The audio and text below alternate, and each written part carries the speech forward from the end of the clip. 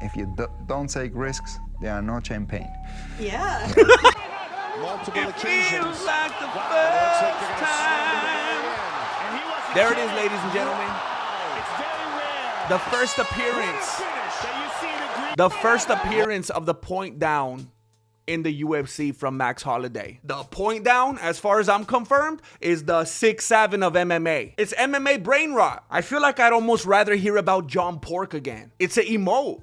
What are you doing, Max? You're gaming too much. He's bringing emotes to the fight game like if he was in Fortnite, and then people are stealing them from him. Ilia Topuria literally stole this dude's emote. Ilia literally pointed to the ground and this dude said, "Chale, let's play different game." And then he tried to do it with the Brazilian zombie, Charles Oliveira, and Charles did it better than him. And then all he's doing is throwing haymakers. He's throwing like a gordo at a cardio kickboxing class. I don't get the hype. He looks like he's doing an imitation of Justin Gaethje. I want to collect the third belt. Everyone knows that. And after this fight, if the UFC wants me to give the opportunity to move up to the welterweight division and fight against the current champion, who is Islam Makhachev, I will be very happy. Why not? If you don't take risks, there are no champagne. Yeah. Hey, he kind of talks like a serial killer, just very like, how do you say? If they give me a chance to get the third belt, I will be very happy. Like, it's like one of those situations where instead of like laughing and be like, ah, ha, ha, you're like, that is very funny. I will be very happy. Why not? If you don't take risks, there are no... This part right here, there's two things. It kind of feels rehearsed. Like an Israel Adesanya kind of thing. If you don't take risks, you can't have the champagne. But at the same time, there's something a little Bobby Boucher about it. Like, it's almost like if he's blushing when he says this to Megan Olivi. Watch, look at it. And he even stumbled over it, like if he wanted to get the line right. Like if he was waiting to say this. If you don't take risks, there are no champagne. If you don't take risks, there are no champagne. He kind of delivered it a little bit like Mitch Hedberg. If you don't take risks, there are no champagne. There are no champagne. Yeah. He got all excited at the end. He goes, if you don't take risks, there are no champagne. Yeah. Why did he start? Hey, he's doing like a sling blade kind of. He's doing kind of like a Forrest Gump, kind of like a nervous laughter kind of. Yeah. He's even Rocky. Why is he doing that? He goes, if you don't take risks, there are no champagne. Why is he doing that? If you don't take risks, there are no champagne. Yeah. And then Megan Olivi even reassures him like his mom. Yeah. And then he blushes. He goes, yeah. And he looks down like, there's so much happening in this. Look at the way he looks down and blushes like he's pleased with himself after Megan Olivi goes, yeah. Pain. Yeah. So. Hey, that's kind of like, Dare to be Great. When Adesanya was fighting Jan Blachowicz, right? Dare to be great. If you don't take risks, there are no champagne. Hey, he's not the suavecito that he tries to be. He's not that little Puss in Boots that he tries to put on for us. I'm telling you, confident dudes do not manscape to that level. And for that reason, I don't think he's going to do that good at the White House. I don't think he's going to fare well with bugs. He's going to be like, ugh. He's not a dude that I see handling bugs well. He looks like the type of dude to me that was having his ex-wife kill spiders for him. Well, you guys, I'm not surprised, but I got the call. I got the call. It annoys me so much, this thing that Sean Strickland does with his eyebrows. It's very Ilia Topuria like. It's like he's trying to do this like this James Dean, like swooning kind of like what do they call it? Like a brooding look. He does this weird, like he tries to, he does the man's man thing. He plays up the part, but at the same time, he's trying to riz us. I got the call.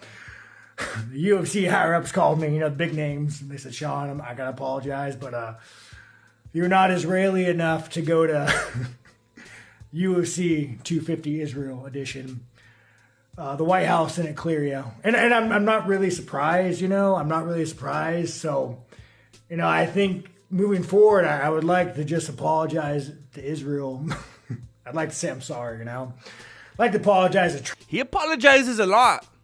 He needs to get a thing installed on his dicky so that he constantly has the beep, beep, beep, beep. Trump, and I just want to prove that I'm Israeli enough for you guys. Like, by the way, in case people don't have the capacity to read this, this is very like a passive aggressive. Like it's kind of like high school drama stuff right here. He's obviously butthurt, and if he really didn't care, he wouldn't be making this video. So it's like he's just trying to, I don't know, overcompensate here. I think he's kind of having those Colby Covington feelings right now, where he's always like, "But I'm the American dude. I was up there talking papas about Chechnya and the goats, and I got the red, white, and blue shirt, and I got the red, white, and blue ring." Sean Strickland looks like one of those dudes that just came from another country to drive Uber, and he has like flags all over the car, and he's like, "My name is Joseph." The overcompensation is crazy, and he works hard on it. And now he's upset about it. Now he's in his feelings. for instance, you know, whenever the list like disappeared and Trump goes out there and says to everybody that he can't really go into it because people that by association will get prosecuted and like their names will be tarnished. I want to apologize. Maybe that's why Sean can't be there. Maybe his dad's on the list. Maybe he's too close to the situation. It's like when they take a detective off of the case because he's in too deep. Guys, because, you know, I don't want them to be No pun intended. prosecuted. Or, you know, when Trump goes and bombs the head of Iran that no Americans agree with, that costs Americans $5,000 to $15,000. Pandering again. He's pandering again. He's already working on his next fight. To go fight Israel's war. I want to apologize. Sorry, I've been a critic of that, you know. My allegiance was apparently in the wrong place, and I just want to apologize. Or when Trump goes out there and says, hey, Trump, your approval ratings are the lowest it's ever been across all demographics. And Trump says, well, you know what? I have a 99% approval rate in Israel. I want to apologize, and I want to repent. You know. Apparently, I'm not American enough. I need to have the Joe Rogan sound effect. He's hurt! I have to go to Freedom 250. But I still got my ticket, so maybe we'll just go. I'll bring the bell, and we'll just stand outside the gate, and we'll just let them know what we really think about Trump and Israel, you know? So now he's telling us that he's going to be out there outside the gates of the event, holding up his boombox, holding up that title. This doesn't sound like somebody that doesn't care. This don't sound like the Sean Strickland that we're used to. This sounds like someone that's emotional. Someone that's upset. He's basically admitting that he's going to stalk the event. He's going to be outside throwing rocks, little pebbles at the window. This is what happens when you pander, bro, and you don't know how to play the game right. You don't know how to do it Josh Hocus style. You came from it from like a weird, like type of radical place. And now you're on the outside looking in. Enjoy the fight from your bunker. Have you got any plans, Tom, to be there? No, they've not asked me. No one's asked me yet, so... How insane is that? I mean, imagine... They don't want to risk any bugs getting in his eyes. When this event was barely coming together, we all thought that the bloodsuckers were going to be all those politicians in attendance. But now it turns out there's going to be mosquitoes. The original bloodsuckers. What came first, vampires or mosquitoes? The UFC can't risk the responsibility of having been the ones to invite Tomas Aspinall to the White House. He's been moving like Stevie Wonder. And then they're going to risk bugs flying into his eyeballs? Chale. How insane is that? I mean, imagine someone fighting with the heavyweight championship of the world and Usyk not being around to talk about it and commentate on it, especially if he's not actually... We just compared Usyk to Aspinall. Olympic champ. Eye cramp. In camp, I get it. Or Fury Makhmedov without AJ there, for example. Exactly. You know, I'm trying to point to these things, and when big fights happen, the champ is usually there. When you fight, Tomas Aspinall won the title. He became the champ. He's the only UFC heavyweight title champion in history to win that title via unanimous text message from Dana White. Let's not act like he's a real champ. And now we have to say at this point, he's even less of a champ. We have to say it now. He's even less of a champ than Joshua Van. And I know that he beat Taituro Saratatatatatatatatatatatata. I know he beat Taitaro Saratatatatatata. I know he beat that dude, but it's because he was fighting like the Japanese zombie. That dude was an idiot. He had Van, and he let it go. Fighting to face the champ, he's there on site. To not have Tom... On site. No pun intended. That was a Floridian slip there. There on that night will be a crime. I disrespect you. Like, do you feel disrespected by To it? be honest, I've never really thought about it until you asked me. Man, I'm feeling a little bit of vertigo listening to all these accents. It's too much, bro. It's too much. I feel like I'm watching Keeping Up Appearances. No, I don't feel disrespected. Why though? Because you're the champ, Tom. They should come to me. No, I agree, but if they call you and say, Tom, we want you Oh, there. yeah, I'll be there. I'll be there. Exactly. It's funny that he's like, nah, they got to come to me. Nah, they got to come to me. Well, what if they came to you? I'll be there. I'll be right there. They should come to me. No, I agree, but if they call you and say, Tom, we want you there. Oh, yeah, I'll be there. I'll be there. Have you got any plans, Tom, to be there? No, they've not asked me. I promise you, since Oliveira subbed me, I have been working thoroughly. I could have subbed Patty. I just didn't want to take any chances. But I could have subbed Patty. I feel like normally we'd make fun of people when they say stuff like that. It's kind of like when Israel Adesanya said, I could have subbed when he fought Jan Blachowicz, and he said he had a couple opportunities, and he's like, man, now that I think about it, hindsight, I should have choked him out. Now that I think about it, I should have subbed him. At the post-fight press conference, that's when he was talking about like alternate timelines, that he had opportunities, he could have subbed them and he didn't take it. Normally we'd clown on fighters for stuff like this, but because we all saw that fight and we saw that Pimblet that showed up or that didn't show up, I believe him. 100%.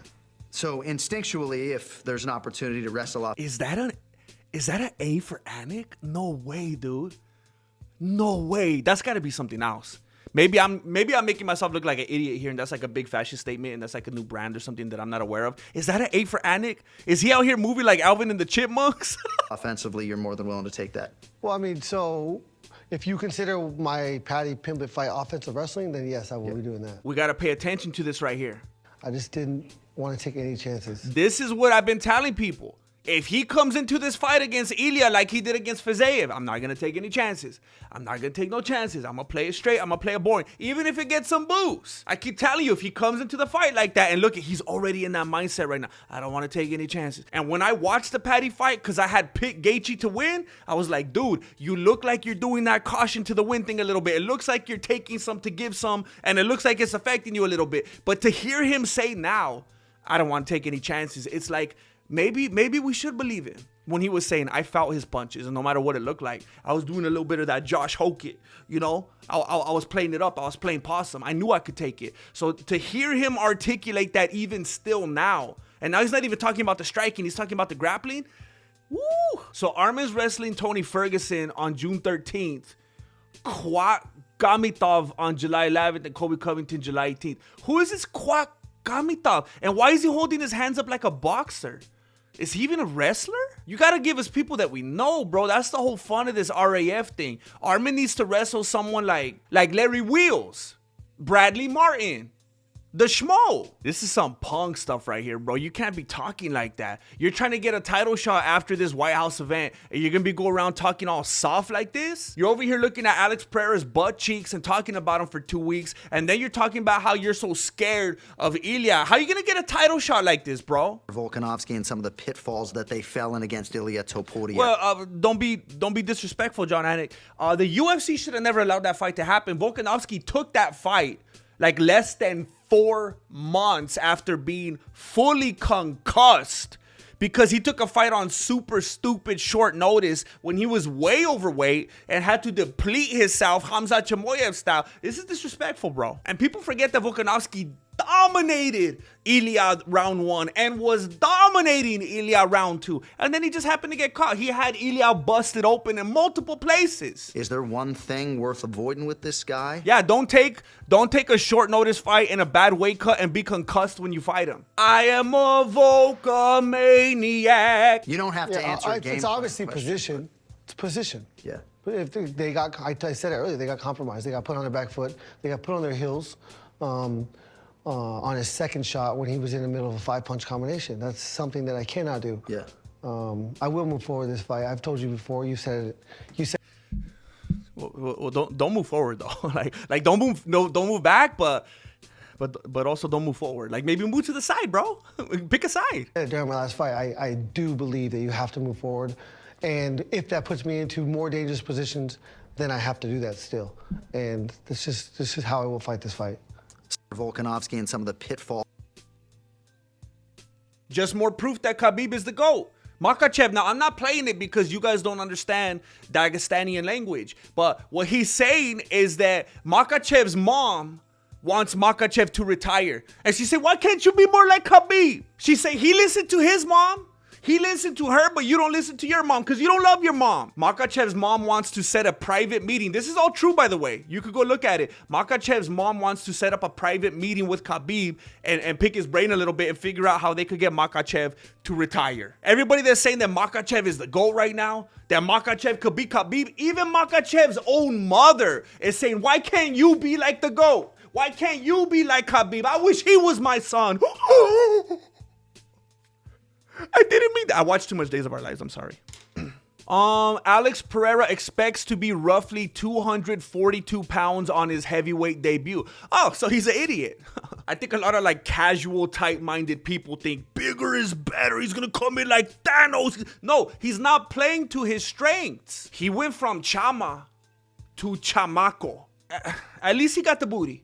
After this fight, he could join Valentina on OnlyFans. So let me translate this one for you as well. So I think this dude's trying to touch on the topic of Makhachev maybe potentially fighting Morales and how that's going to be a difficult issue because Makhachev, like, you know, religiously and like legally and whatnot, can't put his paws on an individual like Morales because it's haram and whatnot. And this dude's asking Makhachev, like, you've been sort of coached to stay away from these topics, right? And not really speak your mind on how you feel in your culture and religion about those things.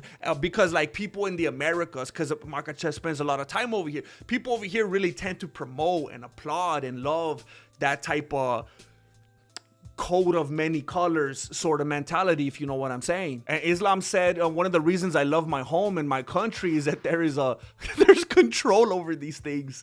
In some other countries, the situation's even worse. It's an epidemic. He's like, we're over here wearing masks. We're trying to inoculate them. That's why we started grappling.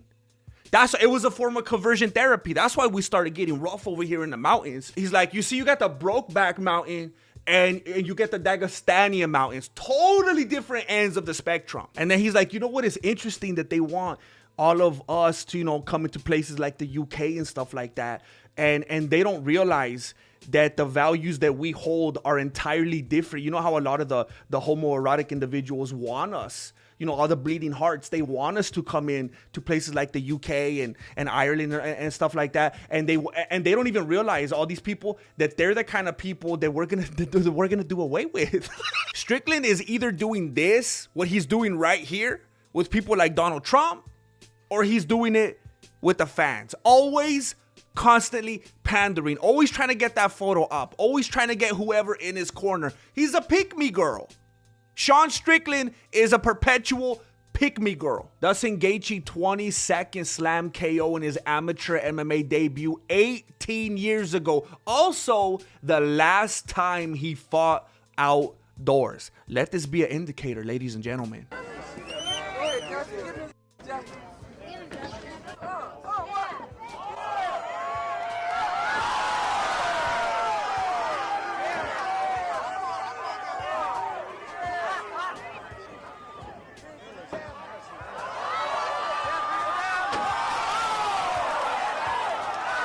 While all these other fighters are stressing out, hoping that their bug spray tests clean, Gaethje's chilling. He's microdosing those bugs. I don't know if this was true, but I heard that Gaethje was putting some bugs up his butt cheeks so they hit the bloodstream faster. I don't know. Sean Strickland is talking a lot of papas to Justin Gaethje right now. He's really criticizing him for saying that he's standing for being an American, and Strickland saying that you can't be a real American. You're like an Israeli American and this and that. I wonder how long, though. I wonder how long till Sean Strickland takes all of it back and apologizes and saying that he was just trying to sell a fight and become a two-weight division champion. Sean Strickland is trying to get other American fighters to boycott the White House event just because he got banned. I'm telling you, Sean Strickland is so fake. Everything that comes out of his mouth and that he says he stands for is like totally the opposite. He's acting like one of those people with that George Soros money in his pockets. He's acting like he's trying to get a protest together. He's at Michael's as we speak, purchasing cardboard and markers. This is like cryptic. Ciryl Gane, he can't stop himself. He did this even when he was at the White House. When he was doing that thing with his glasses, he's right here posing with basketball player, what is it, Wembanyama. He's also a French dude, and he's doing this. It's that muscle memory, bro. He can't help himself. He's ready for the White House. He's gonna give Alex Pereira that Mo Howard.